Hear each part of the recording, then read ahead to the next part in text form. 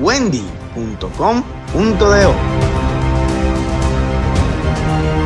Estamos junto a Iñaki Palacios, especialista en comunicación, quien ha tenido en sus manos la transformación de grandes medios de comunicación que han pasado de un sistema tradicional al que estamos viviendo en este momento y que está revolucionando al mundo porque es la pauta para todo lo que vamos a hacer en la vida. Iñaki, ¿cómo te sientes? Muy bien, muchas gracias.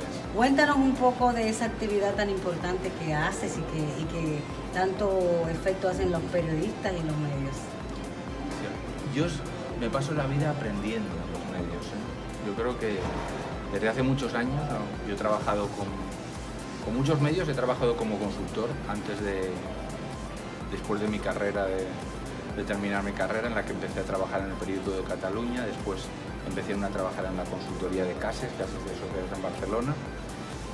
Después de eso me fui a Clarín, en el que viví 8 años en Argentina, era adjunto a la gerencia del diario Clarín con la responsabilidad de los departamentos de arte y de nuevos desarrollos en el diario, y después de eso volví al mundo de la consultoría y en la que me ha tocado aprender, ¿no? Porque no solo es trabajar, sino aprender de los medios de comunicación en este continente, de vuelta en Clarín, en el Comercio en Lima, en La Nación en Costa Rica, en Brasil, en O Estado, en Sao Paulo, y en O Globo en Río, también con Listín Diario en República Dominicana, que son muchos años, ¿no?, de experiencia en la que, como insisto, te digo, sigo aprendiendo.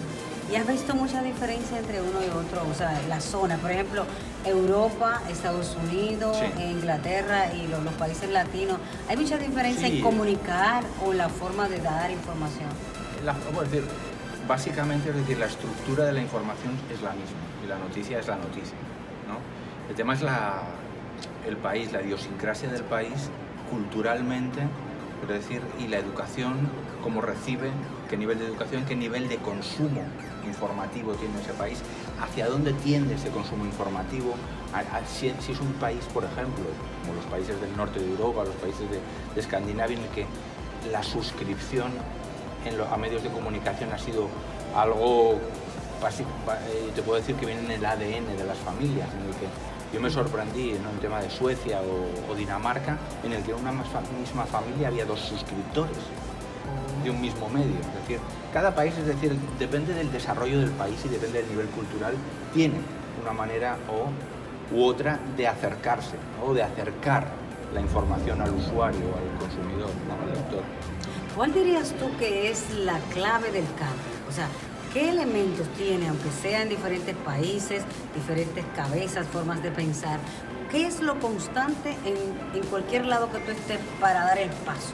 Para cambiar de una plataforma a otra, de un sistema, y transformarse totalmente en la comunicación. Yo creo que hay una realidad que te la marca la economía del mercado, ¿no?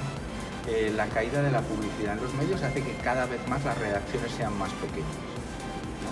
Esto es algo que es irreversible, ¿no? Una realidad.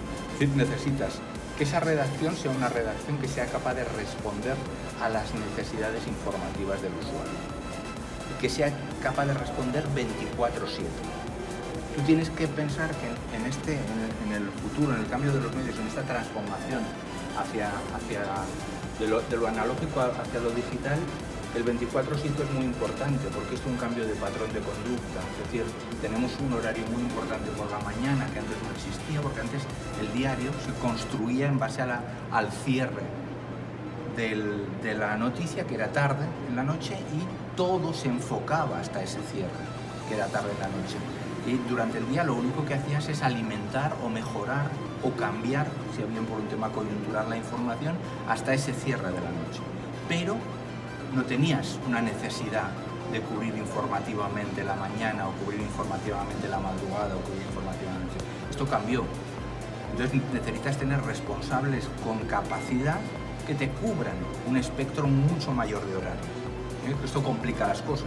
Y además, el fin de semana la gente sigue consumiendo el diario, da igual. ¿Tú piensas, igual que algunos grupos de comunicación, que la prensa escrita va a desaparecer? ¿Trabajas en función de que hay que preparar los medios para un futuro, o tú eres de la Yo- tendencia que piensa que deben ir de la mano, fortaleciendo la prensa con lo digital? A ver, la realidad te la marca el mercado. Eso ya está. Esto no es una teoría. La realidad es que el usuario prefiere el medio digital. ¿eh? La mayoría, o sea, ya hay estudios que comprueban eso. Hace muchos años. Hace muchos años. Esto es una realidad del mercado. Te hago la pregunta porque todavía tenemos un grupo de personas mayores Sí. que a veces no tienen acceso a la Es decir, tecnología pero la y al tendencia, teléfono. pero la tendencia es decir, tú le preguntas a cualquier persona por un tema etario, de nueva generación, y la tendencia, cuando hablamos de tendencia, es una proyección por edad futuro. Eso es una tendencia. Claro, no estamos hablando de un grupo etario mayor de 60 años, no es una tendencia. En esa tendencia te la marca una realidad. El consumo digital y el consumo de la información a través del móvil es una realidad. Yo creo que la prensa escrita no va a desaparecer, va a quedar reducida a un grupo, a una élite, un núcleo muy reducido de gente, es decir, en el que tienes que también que presentar la información de otra manera. Esto es obligatorio, lo veíamos en muchos diarios, lo veíamos también recientemente en trabajos en República Dominicana, que lo que no puede hacer la prensa escrita es pretender presentar la misma información como lo venía haciendo en los últimos años. Eso sí que es suicidio. ¿Qué es mejor? ¿Seguir siendo empleado del medio, independizarme, hacer mi propio medio, o transformarme, trabajar en ambos lados y qué?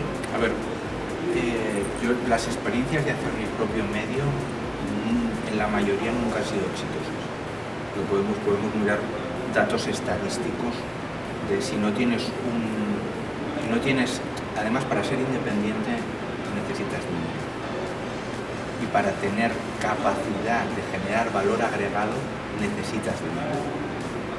Es decir, es imposible. Es decir, es una idea de decir, a veces una expresión de deseo generar tu propio medio.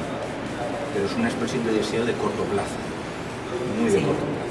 Haber creado una marca, la credibilidad de una marca que se ha creado Pesa mucho. Pesa mucho. Y yo creo que es importante aprovecharlo. El tema del periodista es que culturalmente él se tiene que transformar. Ahí es que está el problema, que piensa que transformarse es dejar de ser un empleado, dejar ese medio y irse a trabajar por su cuenta, armar su propio trabajo.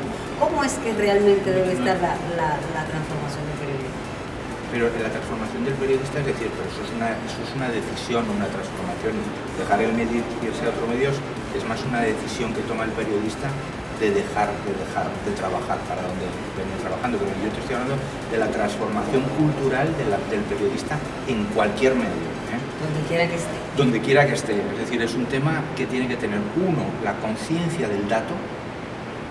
Es decir, ahora las cosas son medibles. Es decir, si tú crees, y cuando hablo de medición o la conciencia del dato, yo no me estoy tratando de decir que tienes que frivolizar la información para que sea interesante. No, tiene que ser interesante en sí mismo. ¿Cómo lo cuentas? ¿Cómo narras la historia? El storytelling ha cambiado muchísimo en el digital. Es decir, hay cursos, yo creo que es extraordinario aquí en Estados Unidos, por ejemplo la Northwestern o incluso Columbia, ¿no? Sobre todo en la transformación del storytelling a la hora de enriquecer la información en el digital. Yo creo que nunca en la vida se había podido hacer mejor periodismo, nunca. La gente tiene que estar más cerca y mucho más entrenada a trabajar juntos. Luego, por otra parte, estamos viendo, y vemos las tendencias, vemos en Washington Post o vemos en el New York Times, la tendencia del registro en los medios. Cuando hablamos de eso, el periodista tiene que preguntarse, tú imagínate con ese universo casi infinito, es finito pero es enorme, es un universo gigantesco de bombardeo de información. ¿Por qué mi información va a ser mejor y van a pagar por ella? Tienes que preguntártelo, hacer una cosa de autocrítica y decir, ¿por qué la mía va a ser pagada y la otra no? Es vital saberlo para poder estar bien. Entonces ahí está, cuando tienes esa respuesta, has sido capaz de construir una información que el usuario, ese usuario digital que tiene un universo de información gratuita, ha decidido ir a la tuya y registrarse o pagar por ella. Es decir, el periodista yo creo que no puede ahora vivir sin pensar en el resultado económico, vivir sin pensar en el resultado mercadológico de la noticia, vivir sin pensar en cómo utilizar la data, lo que se llama ese nombre que escuchamos constantemente, el Big Data. ¿Cómo lo llevas a la organización periodística? ¿Cómo lo llevas a tu trabajo día a día? Sin frivolizar la información, pero necesitas de eso. Bueno, señores, ya ustedes oyeron las claves del éxito de este periodista que ha trabajado con grandes medios de comunicación que han echado raíces, han echado para adelante y son hoy un ejemplo y un modelo de que se puede trabajar con las herramientas que tenemos, pensando con nuevas capacidades y con personas ya especialistas como él que han probado lo que funciona y lo que no funciona. Será hasta la próxima que estaremos aquí con otro invitado más. Muchísimas gracias. Wendy.com.do